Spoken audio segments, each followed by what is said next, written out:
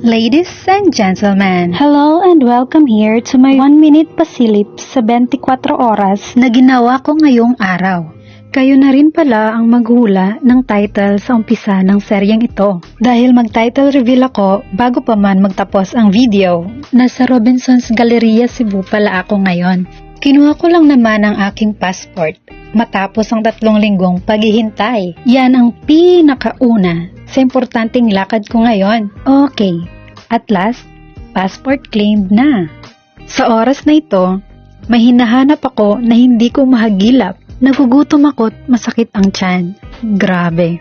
Iba talaga kapag first time mag-diet. Pero last na yon. Dahil mamaya, kakain na ako ng totoo. Ay, nahanap ko na ang paper bag ng National Bookstore. Yun ang title, ladies and gentlemen. That's 1 minute. Sana'y nagustuhan ninyo. Bye!